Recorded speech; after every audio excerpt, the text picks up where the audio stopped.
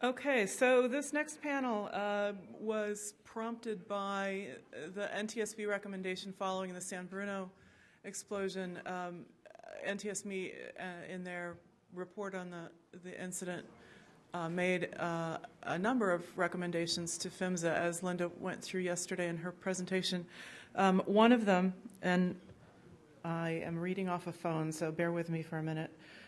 Work with state public utility commissions to implement oversight programs that employ meaningful metrics to assess the effectiveness of their oversight programs and make those metrics available in a centralized database and identify and then correct deficiencies in those programs.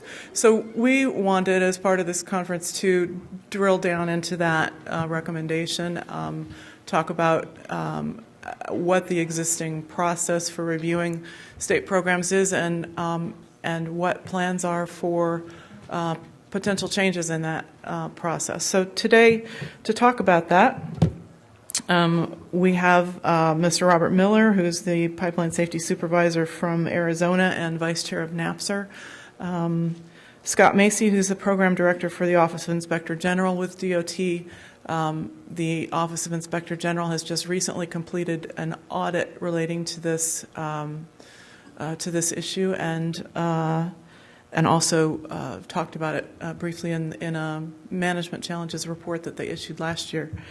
Alan Mayberry, Deputy Associate Administrator for Policy and Programs from PHMSA, and finally Austin Yang, and I did reverse those last two speakers in order on your agenda. Austin Yang, who's a Deputy City Attorney for the City of San Francisco. Austin's been involved in representing the City of San Francisco, who is participating in many of the rulemaking and penalty proceedings in front of the CPUC relating to the San Bruno incident. Some of you may also be aware that the City of San Francisco brought an administrative challenge against PHMSA shortly after the San Bruno report was issued, challenging PHMSA's oversight of the state program. We're not going to talk about that today. So I just wanted to make sure that it was out there, and that everybody's agreed to play nice in the sandbox. The litigation is continuing, and actually, in the interest of full disclosure, the trust actually took a major step and participated in the briefing before the Ninth Circuit in that case on the issue of whether or not the Pipeline Safety Act private right of action was available for people to use for injunctive relief against the federal government.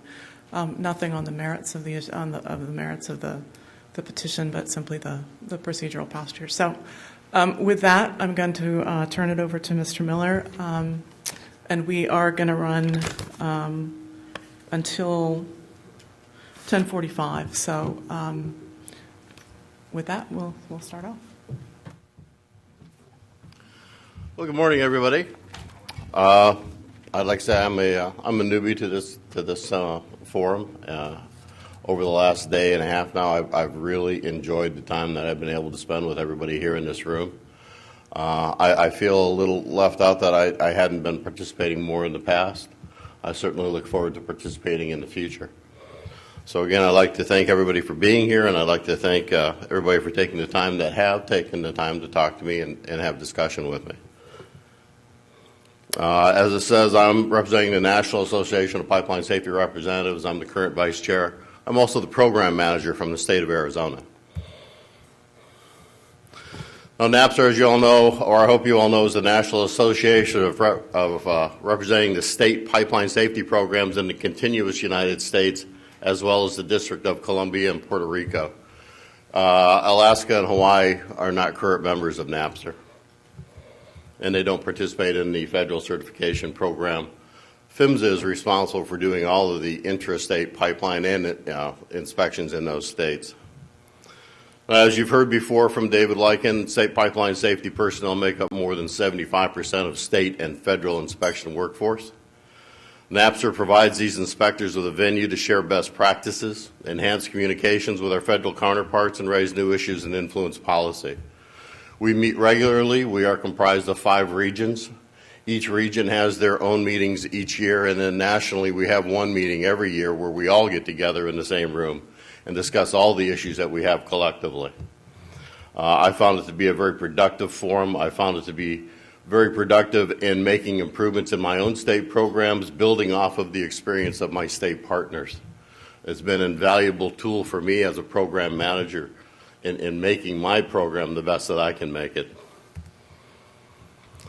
NAPSR is recognized by PHMSA, Congress, NARUC, numerous other federal agencies, and the media as the national voice of the state pipeline safety community. NAPSR members, as David said yesterday, have direct safety authority over more than 96% of regulated intrastate gas systems and 32% of the intrastate hazardous liquid systems in the U.S. We have a little bit lower percentage on the liquid side because that's all part of our certification program. Each state must apply to have oversight over specific areas within their state. Not every state chooses to get involved in liquid pipelines. Arizona is a state that we like to refer to as one-stop shopping. We do intrastate natural gas, LPG, LNG. We also have authority over intrastate liquid pipelines, and as an agent for PHMSA, we also inspect interstate pipelines.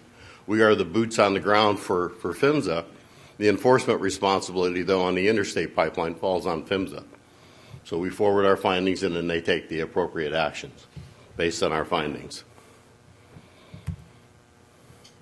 State pipeline safety programs have been partially funded by the federal government since 1968 as a result of the Pipeline Safety Act. Each state receiving federal funding does so with the understanding that we must maintain our programs in accordance with our federal certification guidelines. A couple hundred pages of detailed instructions as to how we will conduct our business. Each year, PHMSA comes out to our state programs and they do an on-site audit of our programs. They go through our records, our documentation, our policies, our procedures to make sure that everything that we are doing is in accordance with those certification documents. That's the nuts and bolts. If we don't perform, if we don't do our jobs according to our certification, we will have a reduction in points. Those points reflect dollars back to our program. Our grant is a rather unusual one wherein we're reimbursed, we're not paid forward. We're not given a set of criteria that we have to meet and certify those programs, get paid, and then go forward and do our work. We pay for the program, we do the work, then we get reimbursed the following year for the work we did. So it's a little unusual in the world of grants. If you've ever had any experience with grants, far different from anything I'd ever been associated with in the past.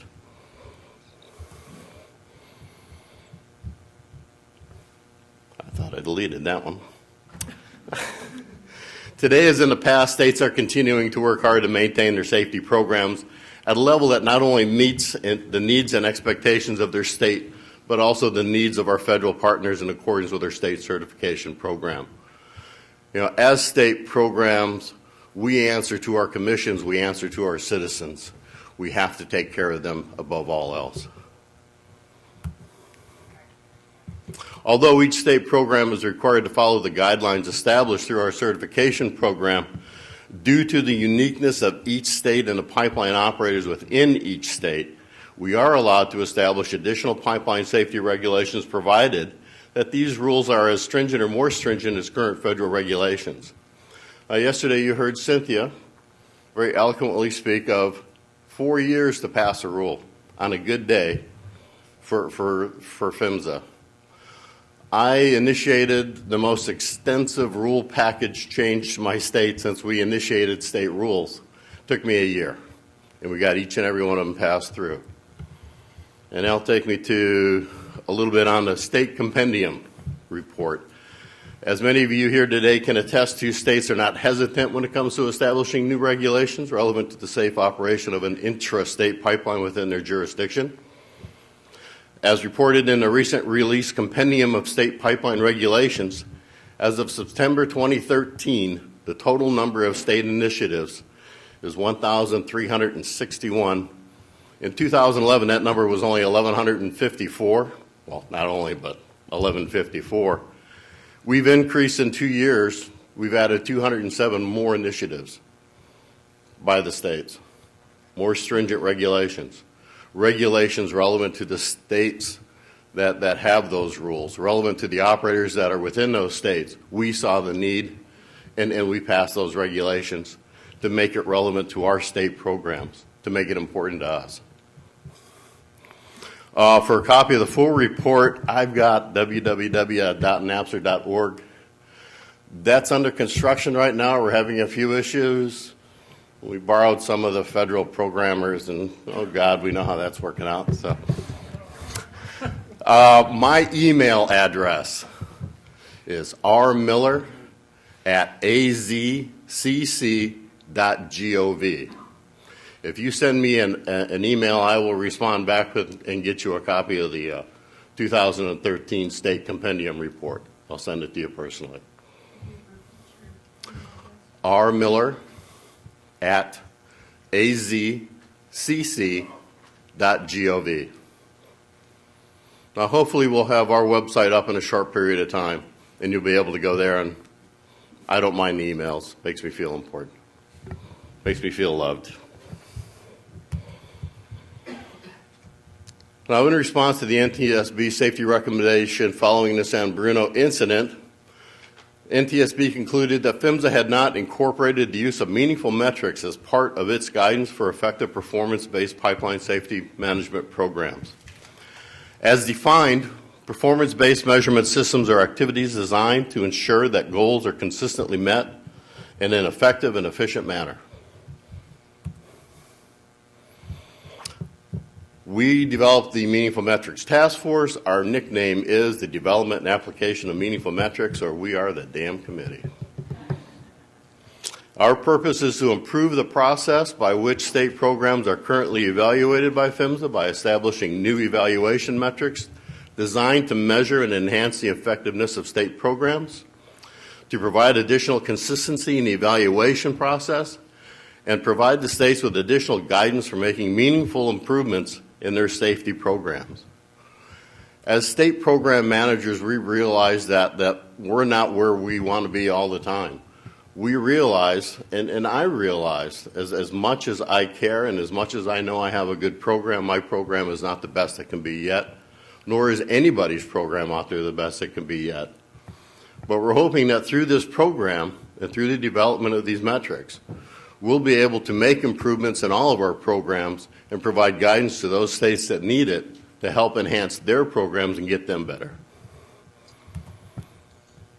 Now, the members of our Meaningful Metrics Task Force included 5 members from NAPSR and 4 members from PHMSA.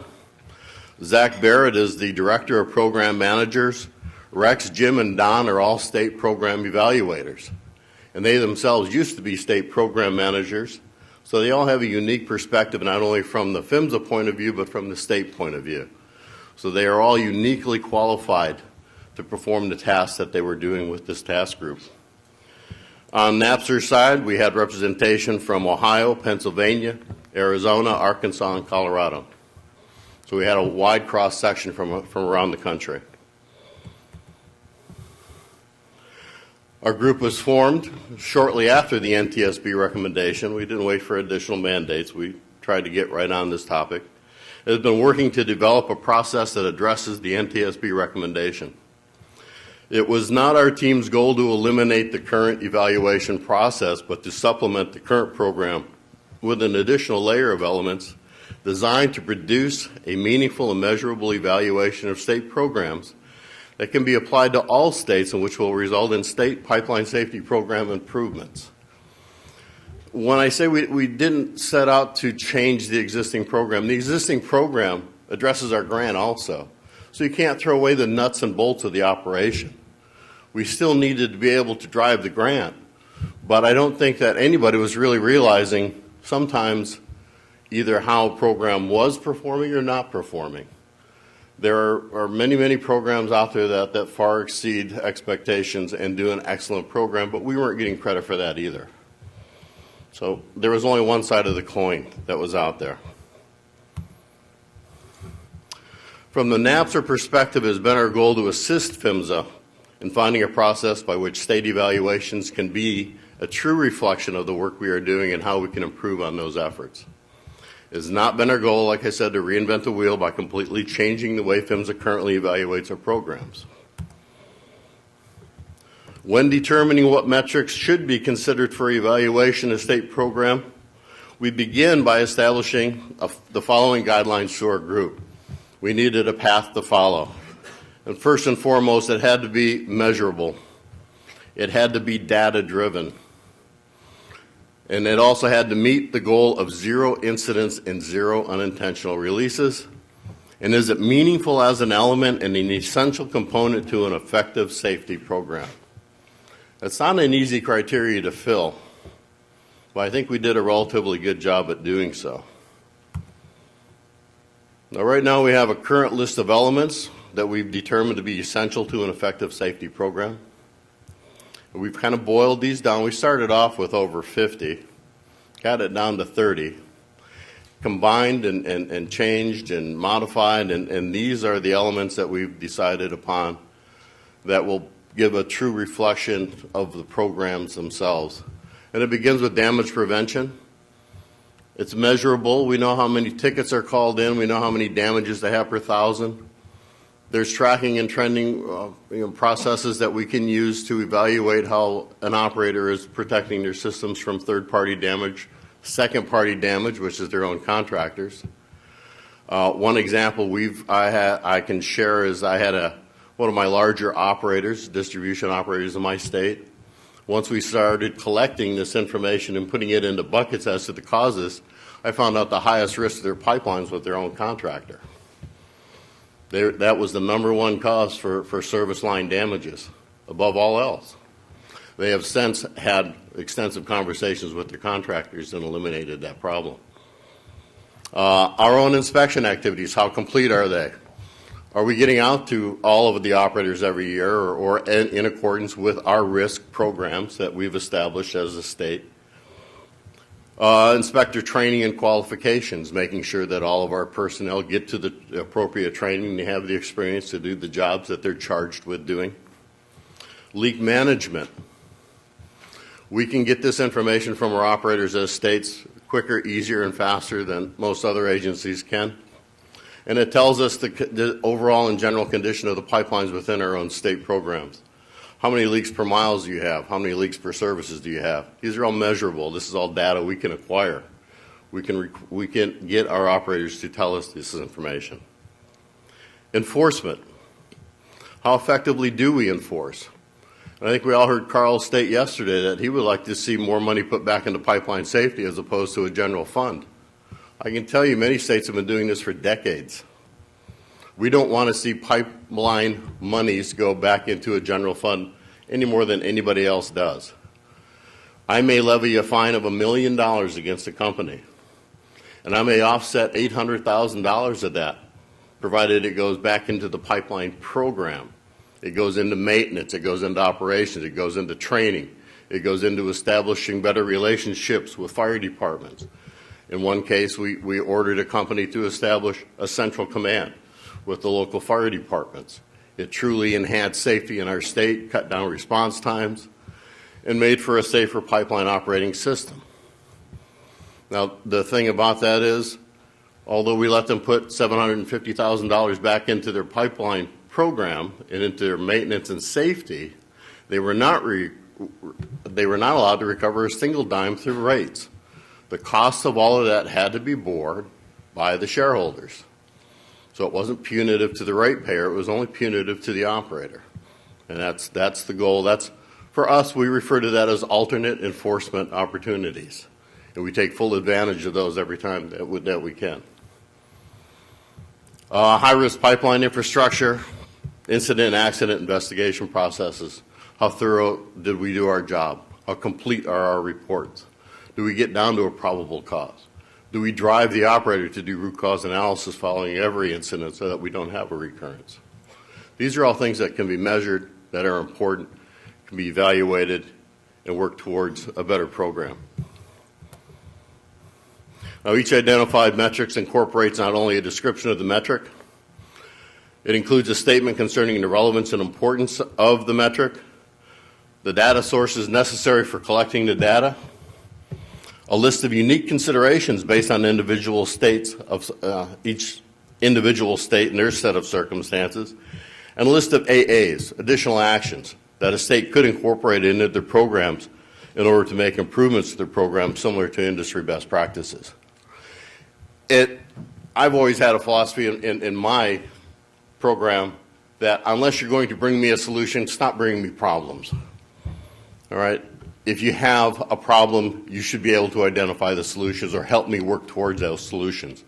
That's also what's incorporated into these elements.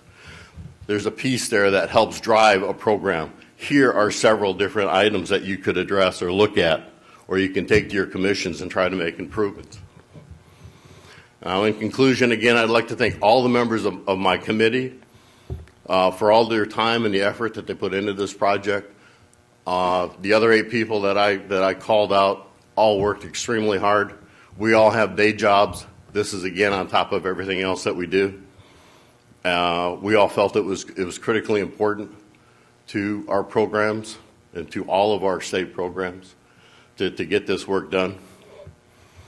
I believe that the work that we're doing today will provide positive results to enhance how PHMSA evaluates the work being done by state programs, while at the same time providing a useful tool for individual states to use in determining their best paths forward to determine pipeline safety within their states. And with that, we should have our next meeting in San Diego, because that's where that lives. So.